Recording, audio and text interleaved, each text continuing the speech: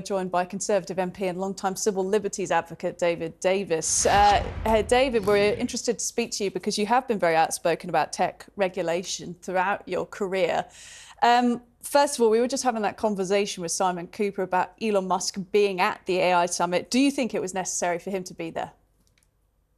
Yes, I do, in truth. I mean, I wouldn't overestimate the effect he would have, but the very fact he was there gave it a degree of gravitas, a degree of seriousness. I mean, the truth of the matter is, although I think it's going to be a hell of a lot harder than any of the governments imagine to actually regulate AI, Rishi Sunak's pulled off a bit of a diplomatic coup here. He's got a whole series of people to attend what is effectively the world's first AI colloquium, if you like, a state-level colloquium. And he's had very important people there, so that's not, there's nothing wrong with that. And I don't fuss too much about him having dinner at number 10 any more than I would about, I don't know, Rupert Murdoch having dinner at number 10. Yeah, well, fair enough, fair comment. Look, that photo op that we just saw on the screen there, they had everyone lined up on the stage. It looked like the G20 summit or the G7. This is a major summit, this AI safety summit being held at Bletchley Park in the UK. They signed this Bletchley Declaration to talk about the first steps. We're hearing a lot of good things out of it. But for some who are analysing the space and analysing AI ethics and the development of the industry, they're saying it's not going far enough. It's failing in terms of safety measures. Yeah, well, I basically think they misunderstand what's necessary. Look, the European Union rushed in very quickly at the beginning to put in some AI regulation, and it's turned out to be clunky and ineffective and probably overburdensome, and they'll almost certainly have to rewrite it.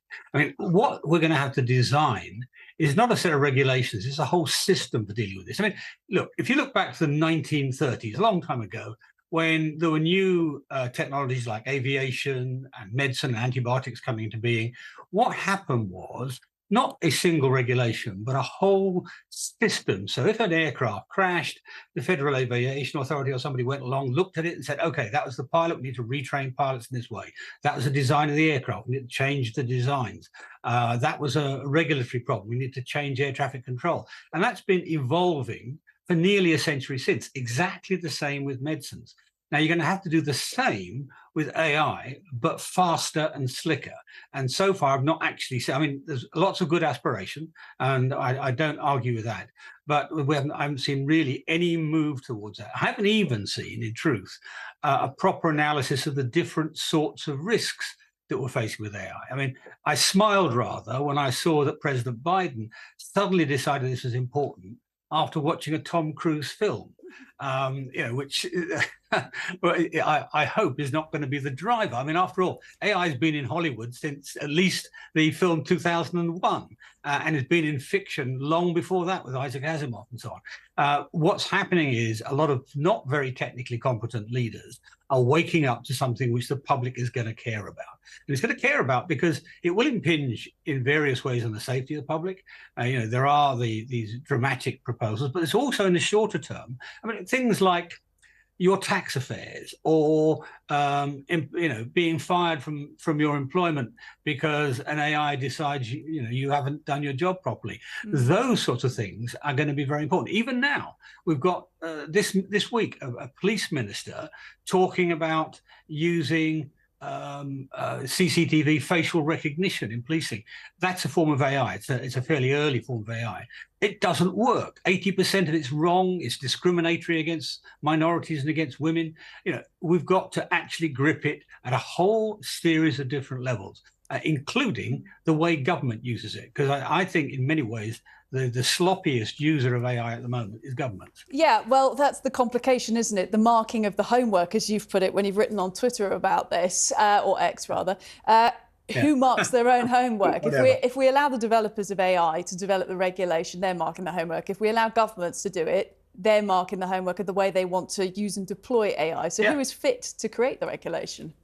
Well, I think, firstly, it's obviously not the AI creators themselves, but you have to have them on board to understand what they're doing. I mean, after all, in many ways, they started to be taken sufficiently seriously after some of the creator of ChatGPT himself said this is dangerous.